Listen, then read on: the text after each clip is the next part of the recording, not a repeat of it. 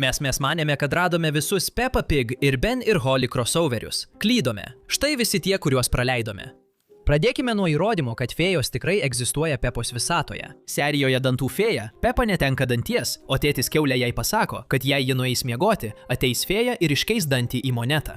Visi žiūrintis manė, kad tėtis kiaulė tiesiog slapta įeis į jos kambarį, kol ji miegos ir pakiš po pagalvę monetą. Tačiau taip neatsitiko. Iš tikrųjų pasirodė tikra fėja. Maža skraidanti kiaulytė, atsiradusi stebuklingų būdu, atnešė monetą iš kito pasaulio. Ir tai viską pakeičia. Nes jei fėjos yra tikros Pepos pasaulyje, tuomet Mažoji karalystė, stebuklingas fėjų ir elfų pasaulis, kuriame gyvena Benas ir Holė, nėra tik pasaka knygoje ar paveikslėlis ant sienos. Ji iš tikrųjų egzistuoja kažkur Pepos visatoje. Tie patys kūrėjai sukūrė abu pasaulius, o ši serija tyliai patvirtina, kad jie visada turėjo būti susieti. Te pereikime prie Pepos kalėdų. Peppa ir Džordžas išsiunčia savo laiškus kalėdų seneliui, išsirenka milžinišką eglutę ir eina miegoti. Tačiau tikroji staigmena laukia, kai pasirodo kalėdų senelis. Jei atidžiai pažiūrėsite į lubas virš jo, pamatysite pakabintą kalėdinių atvirukų eilę ir viename iš jų yra Benas elfas. Bet tai ne tas Benas, kurį žinote iš naujesnių serijų. Ši versija turi violetinę kepurę ir žalią viršutinę dalį. Tai yra bandomoji Beno versija iš pačių pirmųjų Beno ir Holės Mažosios karalystės dienų. Personažas, kurio dauguma žmonių net nėra matę, tyliai kabo ant kalėdinių atviruko Pepos svetainėje. Tačiau čia viskas tampa dar įdomiau. Pepos kalėdų senelis ir Beno bei Holės kalėdų senelis akivaizdžiai yra tas pats asmuo. Pastatykite juos vieną šalia kito ir panašumo neįmanoma nepastebėti.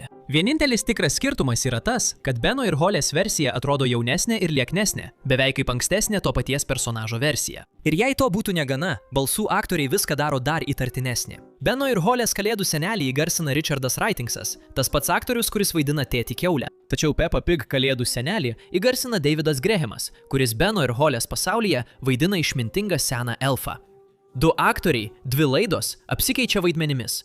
Tai nėra atsitiktinumas. Taip laida mums tyliai leidžia suprasti, kad jie gyvena tame pačiame pasaulyje, tik skirtingų laiku. Iš visų personažų, kurie pasirodo abiejose šiuose laidose, kapitonas Redbeardas tai daro dažniausiai. Jis pasirodo keliuose Ben ir Holės epizoduose ir nors jo dydis skiriasi tarp šių dviejų laidų, visa kita yra identiška. Ta pati barzda, tie patys drabužiai, ta pati energija. Nėra abejonių, kad tai tas pats personažas. Ir jei abi laidos vyksta toje pačioje visatoje, tuomet Redbeardas akivaizdžiai tiksliai žino, kur yra įėjimas į Mažąją karalystę. Tai taip pat paaiškina vieną dalyką, kuris visada atrodė šiek tiek keistas. Kodėl piratų kapitonas apskritai gyvena Pepos miestelyje? Jis jau turėjo savo lobį, jam nebuvo jokios priežasties pasilikti. Bet dabar viskas tampa visiškai aišku. Redbeardas ne šiaip sau laikėsi Pepos miestelyje. Jis gyvena dvigubą gyvenimą, leisdamas laiką keliaudamas pirmyn ir atgal tarp Pepos pasaulio ir fėjų karalystės, patirdamas nuotykius, kurių ne viena laida niekada iki galo nepaaiškino. Jis nebuvo pasiklydęs. Jis tiksliai žinojo, kur eina. Dabar dėl kitos užuominos atsukime laiką iki pat pradžios. Iki pat Benio ir Holės Mažosios karalystės pradžios. Laida prasideda, kai elfė Benis ir princesė Holė prisistato, kartu su jais yra ir boružė Gastonas. Bet čia viskas tampa įdomu. Šis linksmas prisistatymas beveik identiškas tam, kaip savo laidą pradeda kiaulytė Peppa. Peppa ir jos šeima daro tą patį. Šypsosi žiūrovams, prisistato ir paruošia sceną. Ar gali būti, kad Pepos šeima įkvėpė oftenuklingus Mažosios karalystės gyventojus? Galbūt kiaulės netyčia tapo įžymybėmis net už savo pasaulio ribų.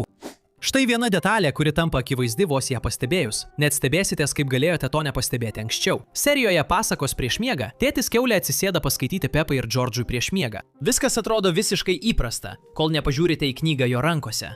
Ten, atverstuose puslapiuose, aiškiai matyti Benas ir Holė. Spalvoti, su fėjų sparnais, smailiomis kepurėmis ir viskuo. Kai tėtis kiaulė užverčia knygą, ant galinio viršelio matyti lygiai toks pat Mažosios karalystės pilies vaizdas, stovintis ant kalvos apsuptos debesų. Tėtis kiaulė neskaito atsitiktinės pasakos prieš miegą, jis iš tikrųjų skaito apie Beno ir Holės Mažosios karalystės įvykius savo vaikams, tarsi tai būtų istorijos vadovėlis.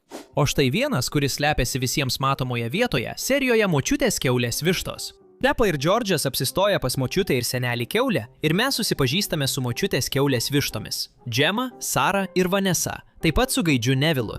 Ir jei atidžiai žiūrėjote Beną ir Holę, šios vištos jums turėtų atrodyti labai pažįstamos. Tai tos pačios vištos iš elfų ūkio Beno ir Holės animacijoje. Tokios pačios spalvos, toks pat dizainas, net tas pats zigzago raštas ant gaidžio Nevilo, kurį galite pamatyti serijoje Vištos keliauja į vakarus. Tai nėra panašios vištos. Tai yra visiškai tas pats vištos modelis perkeltas į kitą laidą. Šiuo atveju tai jau nebe susikirtimas, o labiau nekontroliuojamas vištos pabėgimas iš elfų fermos tiesiai į močiutės kiaulės sodą. Kaip žinome, Benas gyvena su savo šeima didžiuliame elfų medyje. Tačiau kai pažvelgiate į jų virtuvę ir tada į Pepos virtuvę, viskas labai greitai tampa keista. Langas yra lygiai toje pačioje vietoje. Viryklė stovi po juo. Spintelės yra panašaus mėlyno atspalvio. Stalas stovi centre, tėvai sėdi iš abiejų pusių, o vaikas viduryje.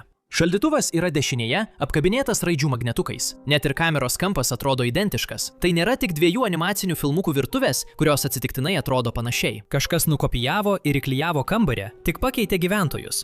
Viena virtuvė yra medyje, kita namelyje ant kalvos. Tačiau viduje tai tas pats kambarys. Arba elfai pasamdė Pepos interjero dizainerį, arba šie du pasauliai yra kur kas labiau susiję, nei kas nors turėtų pastebėti. Serijoje Eskavatoriai Pepos šeima skuba per milžinišką traukinių stotį, bandydama suspėti į savo traukinį. Tėtis Kiaulė ir Džordžas atsiduria knygyne vienoje stoties pusėje. Ir jei pažvelgsite į knygyno vidų, ten aiškiai matyti princesės Holės atvaizdas. Ir tai ne pirmas kartas. Beno ir Holės personažai jau buvo pasirodę bibliotekų lentynose, knygų viršeliuose ir plakatuose įvairiose serijose. Tarsi šios laidos tyliai naudotųsi istorijomis ir paveikslėliais, kad primintų mums, jog Mažoji karalystė egzistuoja kažkur už Pepos žemėlapio ribų. Ir jei manėte, kad paveikslėliai lentynose yra subtilūs, šis kitas pavyzdys nueina dar toliau. Keliuose Pepa Kiaulaitė serijose ant sienų kabo įrėminti paveikslai, kurie atrodo pernelyg konkretūs, kad būtų atsitiktiniai. Serijoje Paveikslų parduotuvė, tarp eksponuojamų nuotraukų, nuolat pasirodo nuotrauka su Boružiu Gastonu, mylimu Beno ir Holės augintiniu, atspausdinta taip, lyg jis būtų tiesiog dar vienas klientas. Fredžio Lapino bute ant sienos kabo įrėmintas paveikslas su pilimi, kuri atrodo lygiai taip pat kaip iš Mažosios karalystės. O serijoje muzikinis automatas kamera nutolsta ir atskleidžia įrėmintą kapitono Raudonbarzdžio jo valtyje su Poliu paveikslą, kabantį ant klubo namelio sienos kaip įprasta dekoracija. Tinkamai įrėmintas personažo iš Beno ir Holės paveikslas kabo Pepos pasaulyje, tarsi jis būtų pakankamai garsus, kad nusipelnytų vietos ant sienos, o tiesą sakant, tikriausiai taip ir yra. Ir galiausiai štai viena istorija, kuri prasideda nuo vieno sodo nykštuko ir baigėsi visa jų siunta. Serijoje Stebuklingas šulinys močiutė Kiaulė parsineša namo plastikinį sodo nykštuką. Senelis Kiaulė jo iškart nekenčia. Bet tada ponas Bulis atvažiuoja sunkvežimiu ir tai tampa visa nykštukų siunta. O tas pirmasis nykštukas, tokios pačios formos, su tokia pačia barzda ir kepure, atrodo lygiai kaip karalius Leopoldas. Geriau žinomas kaip ponas nykštukas iš Beno ir Holės, tik kitokios spalvos. Kai atvyksta likusi siunta, vienas iš jų taip pat yra tokios pat spalvos. Beno ir Holės pasaulyje ponas nykštukas yra klajojantis personažas, kuris pasirodo nekviestas ir atsisako išeiti. Dabar jis buvo sumažintas ir tyliai atsidūrė Pepos sode, jau pradėjęs erzinti senelį Kiaulę. Kai kurie dalykai nesikeičia. Štai ir viskas. Nuo kalėdinių atvirukų iki virtuvės išdėstymo, nuo piratų papūgų iki sodo nykštukų, persipinimai tarp Kiaulytės, Pepos ir Beno bei Holės yra visur. Ir kuo daugiau ieškai, tuo daugiau randi. Kuris iš jų tave nustebino labiausiai? Pranešk mums komentaruose. Ir kaip visada, pasimatysime kitame vaizdo įraše.